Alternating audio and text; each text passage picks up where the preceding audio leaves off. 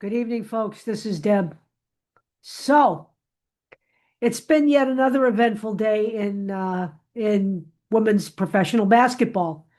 We're going to talk a little bit um, about some stuff, okay?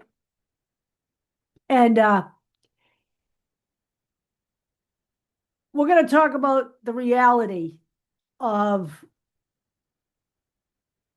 why Caitlyn Clark stands head and shoulders um, above other professional athletes.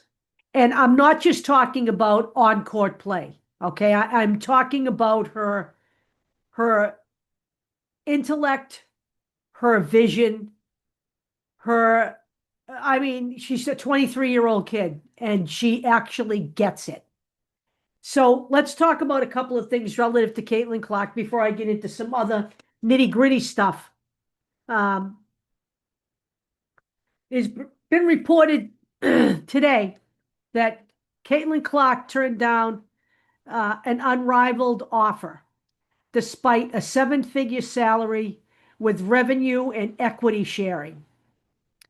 Now, this should not be seen as a rejection uh, for the rest of Caitlyn Clark's career. But it is very clear that Caitlyn Clark does not put a priority on making money and doing things that potentially could help her build her brand more, uh, but maybe put her at risk physically to return to the WNBA. Caitlyn Clark has stated from day one that her overall commitment is to women's professional basketball. And Unrivaled is a 3-on-3 league. It is growing in stature, growing in popularity because it's got tons of money behind it. Okay? But it is clear that Caitlyn Clark remains Unrivaled's crown jewel. Okay? And they don't have her yet. And that's not to say that they won't have her down the road. But after missing an entire WNBA season due to injury, it would not be. I think Caitlyn Clark sees it as not being a good look for her at this time. And a good look after being injured and out for all of the WNBA season. Her priority is the WNBA. Her priority is to get healthy before May of 2026 so she can go into the WNBA season completely ready to compete and win a championship for the Indiana Fever. And that is all Caitlyn Clark is about. Okay? Caitlyn Clark is not stat oriented, she's team oriented. Okay? She is not interested in the limelight being on her. She's interested in playing as part of a team. Okay? Where she can elevate and make better all of the other players who are on the court with her. And that is her job as a point guard. And she takes this very seriously. Caitlyn Clark has stated during her exit interview that she first needed to feel like she could rely on her body again before she could start playing 5-on-5 basketball. Nowhere in her discussion of her rehabilitation and reconditioning for the new season was there a discussion of 3-on-3 basketball. Okay? Never. So this door is always open to Caitlyn Clark, and the CEO of the league has said that. We are not here to high pressure her. Whenever she's ready, there's a slot for her on this team. Caitlyn Clark knows that, and it may be someday that that's where she goes. But right now, Caitlyn Clark has prioritized Team USA and tryouts for Team USA that can help get her back in condition when it comes to 5-on-5 basketball. That is her career goal. 5-on-5 WNBA basketball. That has always been her career goal. And it will always be her number one priority. That's the first thing.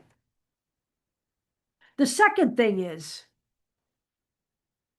I have been, I don't know, reminded of some of the things I said about Stephanie White early on when I created this channel. So let me clarify a few things. A, people have a right to change their minds in this world. Okay?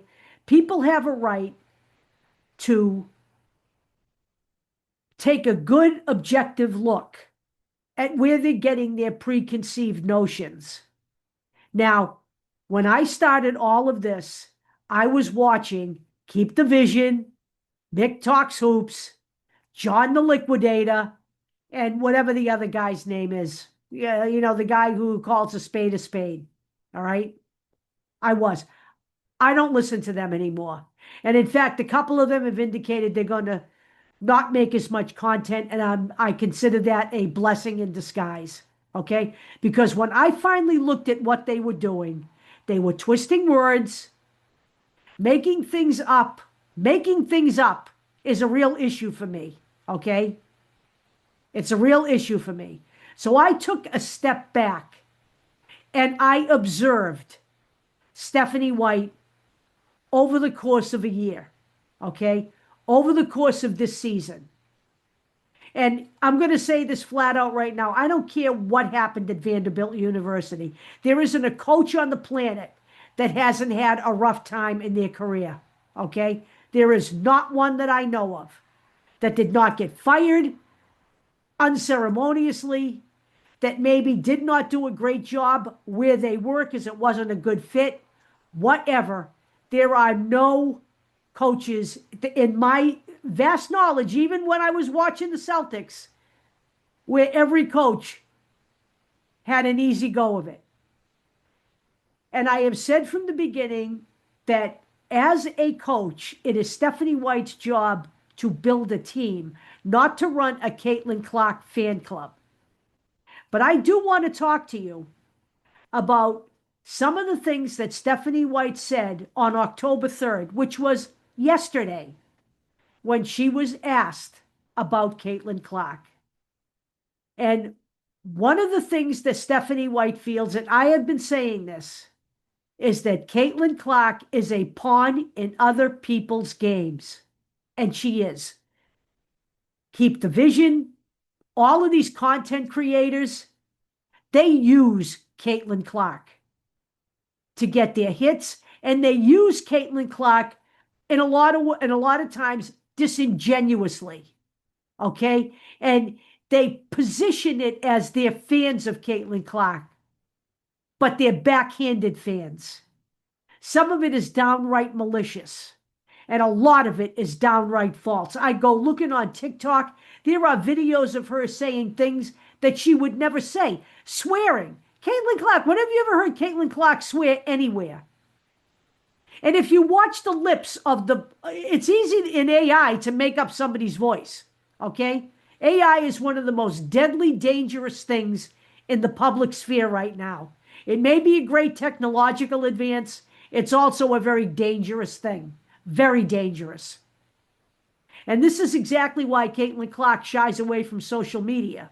And I do not blame her. I think she's all the wiser for it. She does not consider it the real world. She does not care what people think of her. She has said that. She stated that she gets her strength and her confidence from within.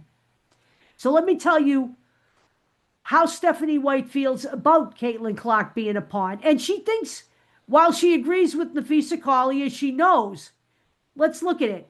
Napheesa Collier mentioned Caitlyn Clark, Paige Beckers, and Angel Reese is driving millions of new viewers. Everybody knows the crown jewel in that trio is Caitlyn Clark. Everybody. And everybody has to know it. Okay? This is what Stephanie White said. This was her exit interview. Quote, I hate it all for Caitlyn.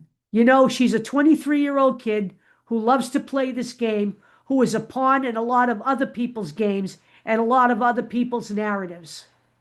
Okay? This was something that she told on a show called Query, on Friday's show on 107.5, The Fan. Okay? I hate that for her. That's what she said. Now, White went on from there to praise how Clark handles herself. Quote, she is so mature for her age. I mean, Jake, think back to when we were 23 years old. Holy cow. But she's so mature. She has people in her corner and people that can help her. She gets it. She understands the big picture. End quote.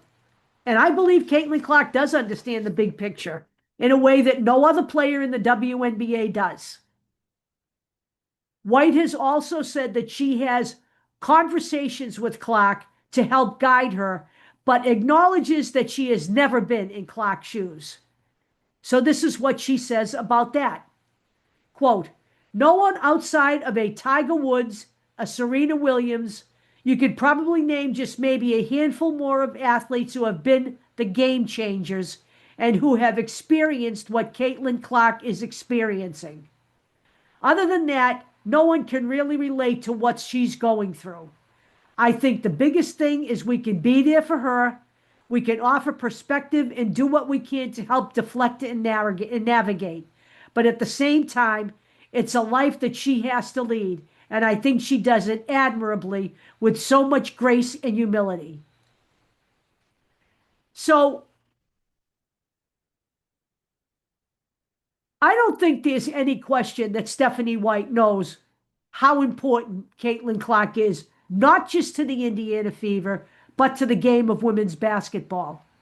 And that perspective has totally changed my mind, aside from the fact that, let's face it, Stephanie White took a team that was held together by band-aids and rubber and literally elastics and got them almost into the finals this year. And she deserves a measure of credit for that. All right? So yes, I have tempered my criticism of Stephanie White, and I'm sorry if you don't like that. Okay? Like I said, we can agree to disagree on basketball issues. And I'm free to have anyone disagree with me. But I believe that Stephanie White deserves to come back with a healthy team and a healthy Caitlyn Clark, and let's see if we can win a championship next year. So I'm all in here. I don't really care. When they replace her, they replace her. I can't change that. But if she comes back, I'm not going to start the year out on my podcast dumping on Stephanie White. It's just not going to be. I'm going to refuse to engage. Now, further on in this conversation,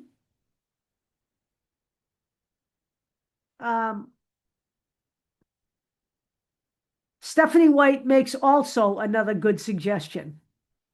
She suggested getting, quote, former players involved in the basketball operations side of the WNBA. You know, Kathy Engelbert is from Deloitte. She is not a basketball mind. I don't believe she played basketball except in high school, maybe. This is what Stephanie White says about where the WNBA should go. Quote, the more that we can get people who have grown up in this league, who don't see the league as it was 10 years ago, as it was 15 years ago, you got to see the league for what it is now and where it's going. The WNBA is not what it was 10 years ago, and I do think that there are some folks in leadership positions who still think of it that way. She says the league can improve with, quote, some forward thinking.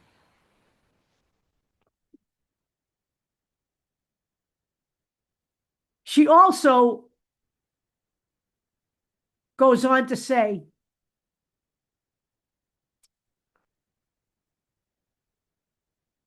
I'm going to put this article in, but there are so many good points that I wanted to make them. And your employees are your number one asset. We are at a pivotal moment. We are at a time where all things have to be considered and where multiple truths do exist, certainly. I think that sometimes right now in our country and in our world, we forget that multiple truths can exist. But we are at that point to begin to have these very hard conversations about what it looks like moving forward. So I believe that Stephanie White is advocating for leadership change. Okay. And I think she's an important voice in that. Now, pursuant to that discussion, um,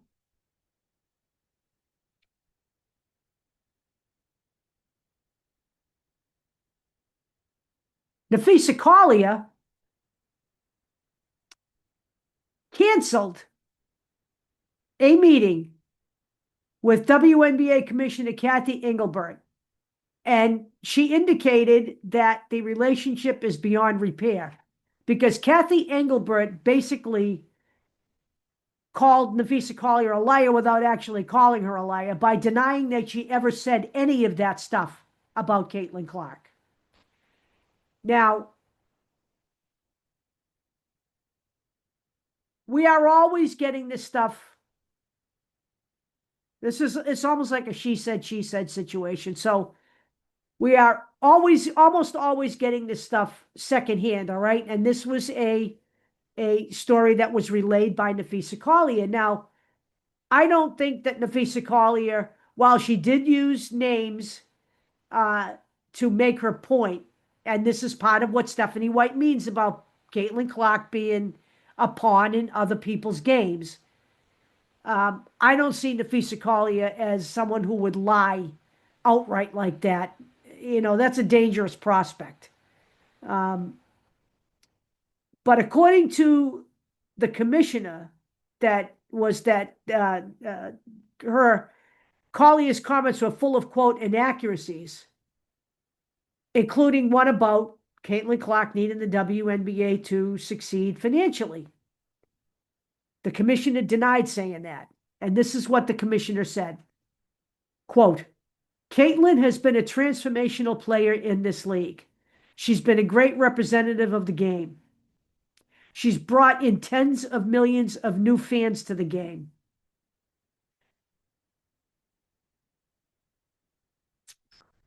She also said she was disheartened that some players in the league feel as though she does not care about them. And then she has vowed to do better moving forward. Now, personally, I don't see how Kathy Engelbert survives this event. I could be wrong, but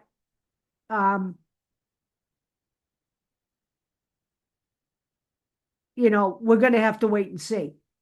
So in closing, let me say this, that Kathy Engelbert has also started a state of the game committee to give players and other stakeholders a voice in addressing concerns about officiating going forward. She says she takes the concern seriously. Now,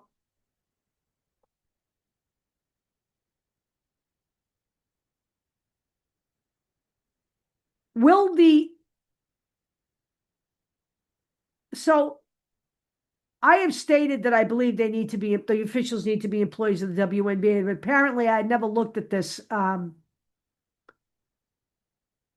this perspective, that it might be difficult to do that because of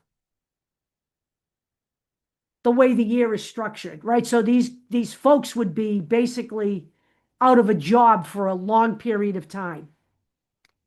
So that can be a tough nut to crack, right? So let me just tell you about the way the league works right now, okay? They're part-time workers, unlike NBA referees, who are salaried and divide their time between the professional and college basketball season. So the officials in the WNBA supplement their income by also officiating college games. They typically earn around $2,000 per game during a 44-game season, although the league also covers lodging and travel costs. NCAA conferences can pay officials up to $4,200 per game, excluding travel expenses. First-year NBA refs make, all right, I want you to hold on to your hats here. First year NBA refs make $150,000 to $250,000 per year, and up to $550,000 for the 82 game season. So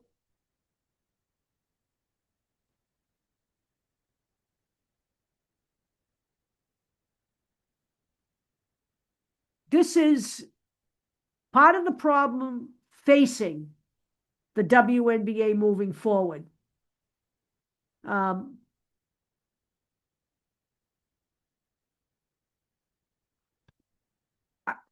Again, the fact that they have some kind of a mechanism for people to be heard is a step forward and a step in the right direction.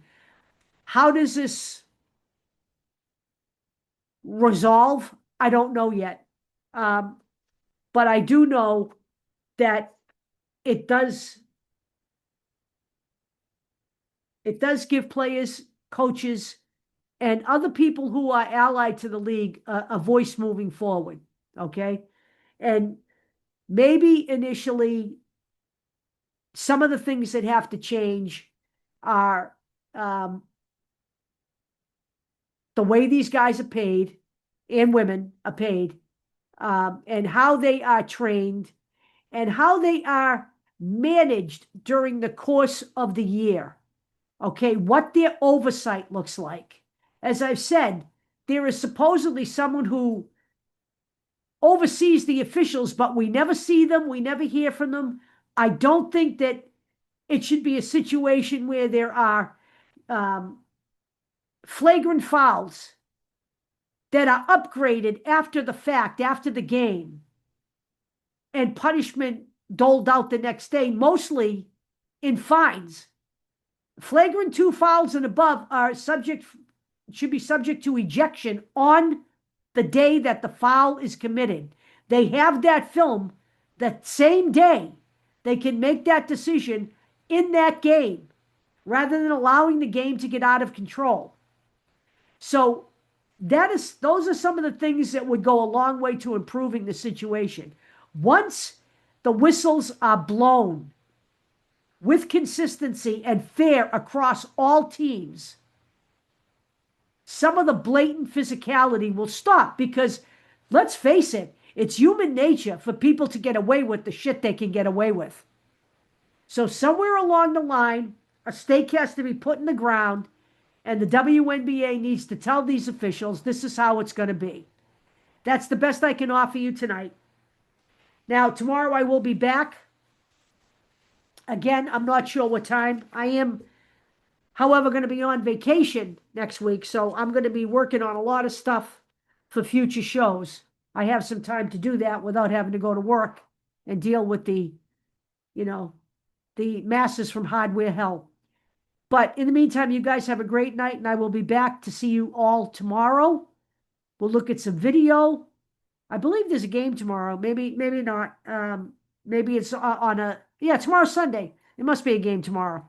I'll be back tomorrow. We'll talk hopefully before the game, but we will talk a little bit after the game too. I am not watching all of these games, but I am following because I really, really, really, really don't want the Phoenix Mercury to win this thing. Okay? I will talk to you all later.